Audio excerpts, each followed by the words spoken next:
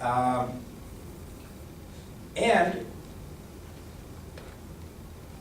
the function expressed as a function of A, B, and C. Now I could drop C because H is not, C does not come in, but we could put that in if we wanted to.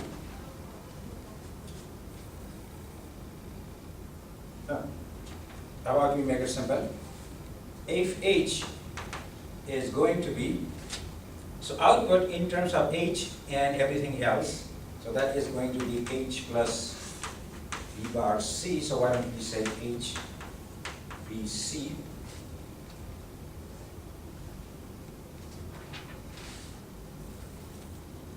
Okay, so we need to find tests, so we need to find, now we already have an expression for H, and so we are going to need H bar, because this is stuck at 1.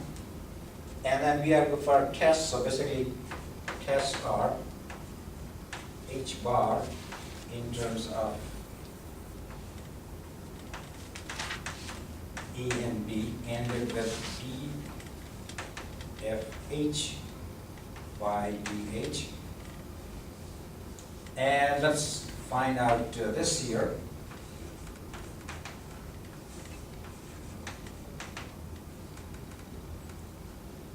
Okay, so basically that is equal to the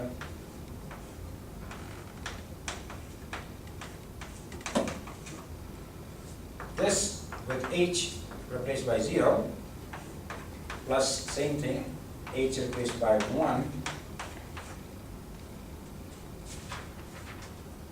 So basically we are using the same approach, except that we are taking df by dh, and we are using the expression for fh, which is the same function, but it is expressed in terms of the internal node. So, and let's see how much is that. We make h equal to 0, so that's b bar c, exclusive OR with. We make that equal to 1, so that's 1. Okay. Are you doing H bar for the test because it's stuck at 1 instead of stuck at 0? That is true. Okay. Yeah, because remember that that expression was for stuck at 0. So you just put a bar over it? Yeah. So basically, if you want to test for a stuck at 1, you need to bring a 0 there to excite it. And if you want to test for a stuck at 1, then you need to bring a 0 there. Basically, you need to excite the fault. So bring a value which is opposite to what the fault would cause. Okay. Now, how much is X exclusive OR with 1? So I just have a question. Okay. So the theory assumes that we're just looking for a stuck at 0, or we can change. Yeah, or we can actually complete that, and for H stuck at 1. So I had kind of skipped that, but we could add that here. So basically, whatever we have set for stuck at 0 there applies for stuck at 1. The only difference is that instead of H, we need H bar, just like what we are using here. Okay, now how much is X exclusive OR? If you exclusive OR something with 1, what do you get? And you have to kind of think about it. So, okay, this is the question I'm asking. X exclusive OR with 1, and how much is that? X bar. So that is equal to X bar, right? That is correct. That is something worth remembering. Okay, so that is equal to, this thing bar. Now you need to watch my calculations carefully, because sometimes I will make a mistake, which is not very hard to make. Okay, now let's get the tests. So H bar is A ended with V bar.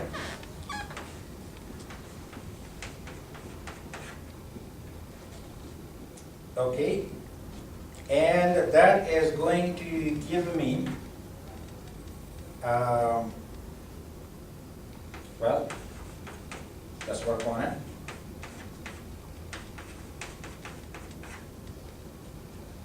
And that is, we can expand it, and if we expand it, we are going to get E bar B plus E bar C bar, but this will drop out, B bar C bar. So we get these three terms. So how many tests did we get? Do you think we have 3 tests? Because we have 3 terms. But actually we don't know yet. And the reason is that the tests are in terms of all 3 variables. So here we have 3 terms, but notice that some of the combinations are common. And now here let me take recourse to Carnot maps. Now you could simplify this algebraically, but let us, so here is a Carnot map for T.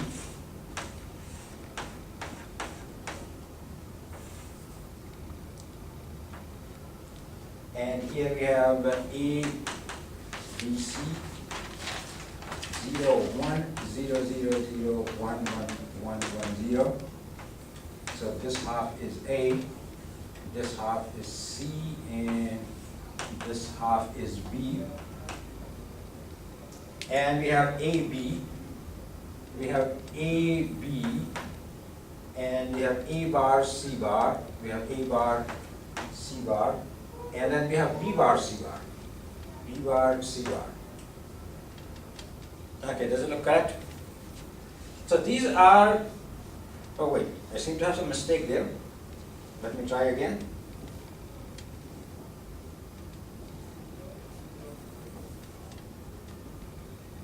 I think it's just A or B, right?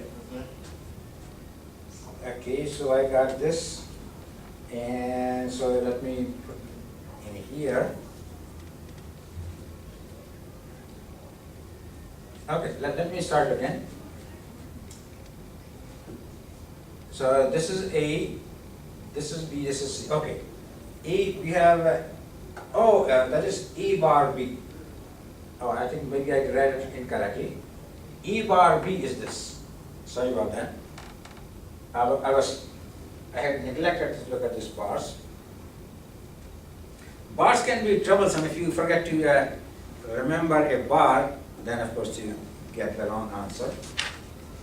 So I should have made sure that I had looked at that bar. Okay, E bar B, now this is correct, E bar B, and E bar C bar, E bar and C bar, and B bar, C bar. This is B bar, C bar. Okay, that looks correct. And of course these things are 0. So notice that there are 4 combinations. So when you split them up, you actually have 4 combinations. And the 4 combinations are there, 0, 0, 0. And then you have 0, 1, 1. And then you have 0, 1, 0. And you have 1, 0, 0. So there are actually 4 tests. And you can easily verify that these are indeed correct. So there are 4 of them, right?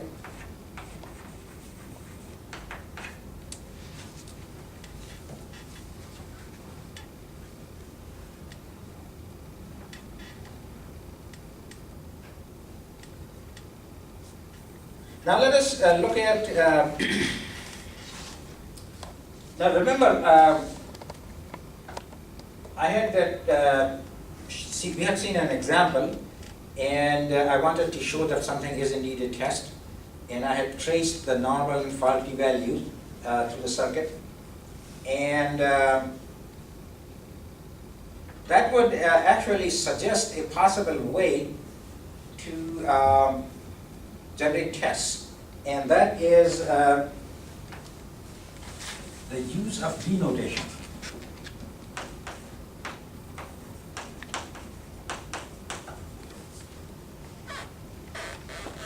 And basically,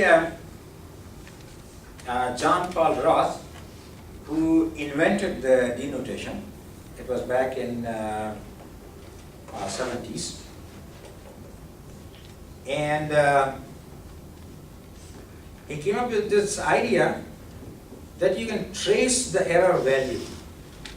And basically, his notation is this, that a line has a D if it is 1 normally and 0 when fault is present. In that case, we would say that that line has a D, and a line has a D bar if it is 0 normally and 1 when the fault is present.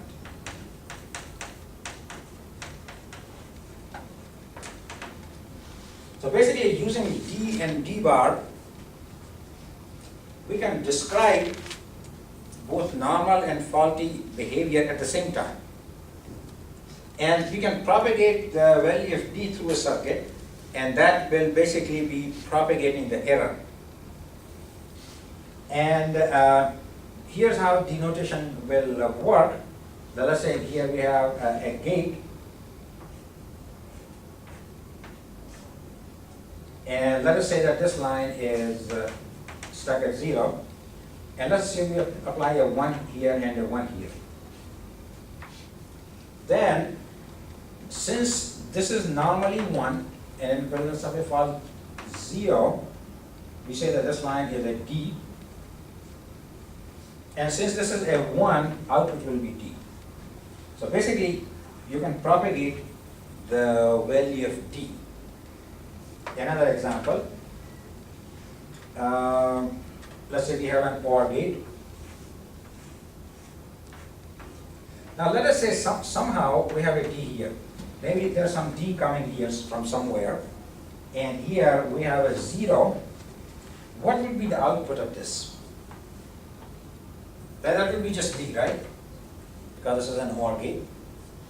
And if you have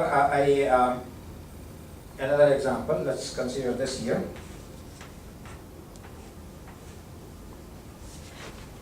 And let's make this line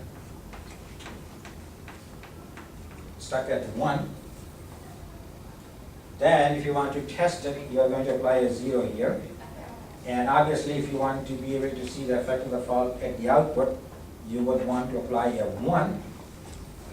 And in that case, since this is normally 0, and in case of a fault it is 1, so here we have on this line a D bar.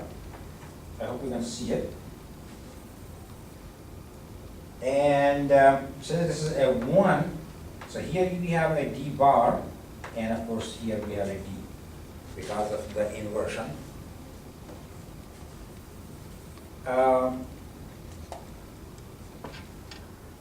So this suggests rules of